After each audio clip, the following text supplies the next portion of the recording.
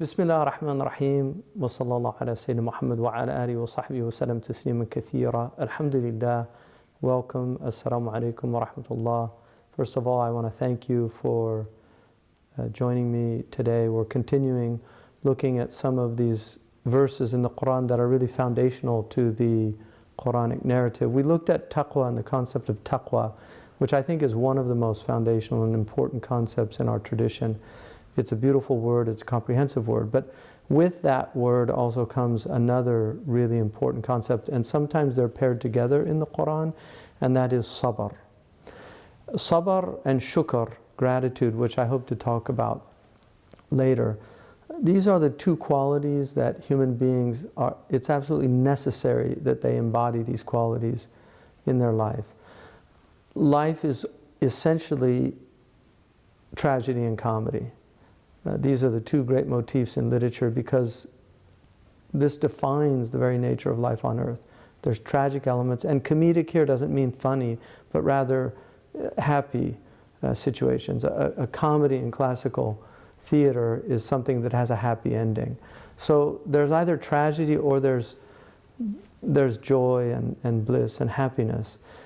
When you're enjoying bliss and happiness, it's very important to be grateful. In fact, the word in Old English and coming out of the Latin actually is rooted in the idea of joy.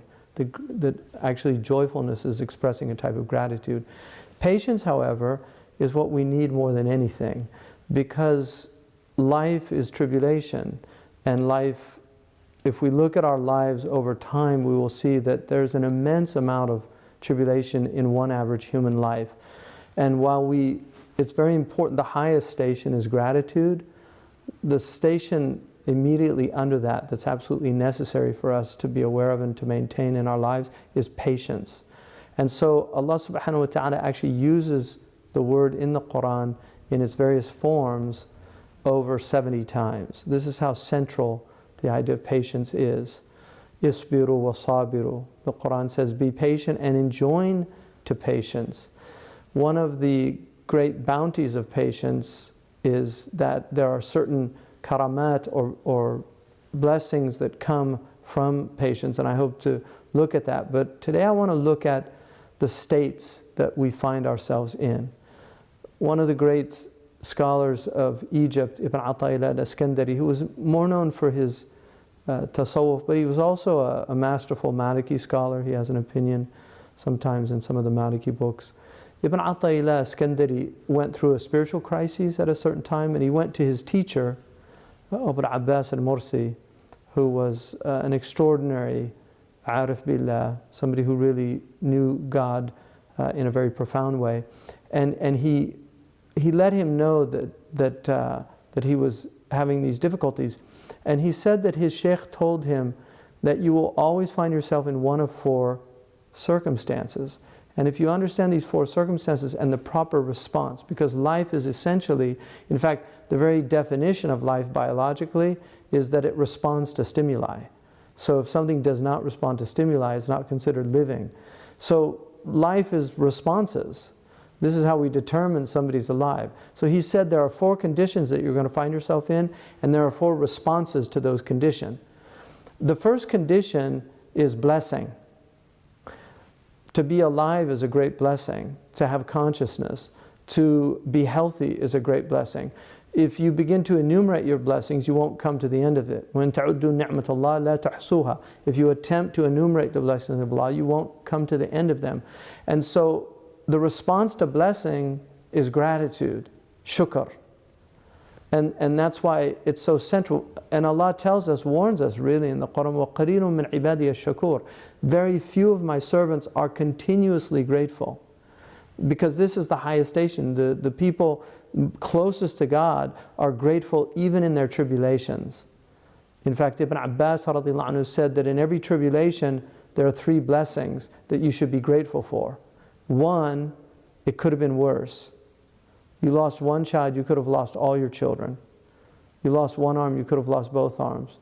You went blind, you could have gone deaf. So there's always that blessing that it could have been worse. The second is that it's in your dunya, your worldly matters, and not in your religious matters, your deen. If you lose $1 million and all you had was 800,000, so now you're $200,000 in debt, you still have your health. And there's people who have $1 million that are sick that would give you that $1 million if they could purchase your health. And so there's always something to be grateful of, and to recognize that worldly things are not, we can lose worldly things, but if we haven't lost our deen, it's a blessing. And finally, that it's in this world and not in the next. And that in and of itself is an immense blessing, because the real calamities are the calamities that will determine people's afterlife. So patience, gratitude is very important. But the second state is that you're in tribulation. And the response to tribulation is patience. So gratitude with blessings, patience in tribulation. The third state, he said, is that you're in obedience to Allah subhanahu wa ta'ala. And the response to that is to witness the tawfiq of Allah. In other words, the success that Allah has granted you in being obedient to Allah subhanahu wa ta'ala. To see that had it not been for God, I wouldn't have been able to do this. And this prevents a type of arrogance from coming into the heart, to think that this is me doing it. C.S. Lewis, in his wonderful work, The Screwtape Letters, which is about one devil teaching a younger devil, his nephew, how to seduce people. He has a situation where he writes his uncle Screwtape, and he says, I'm in big trouble. He's starting to become pious. He's going to the church. And the older devil writes him and says, that's nothing to worry about. Just tell him how much better he is than other people. Just tell him what a pious person he is. In other words, pride.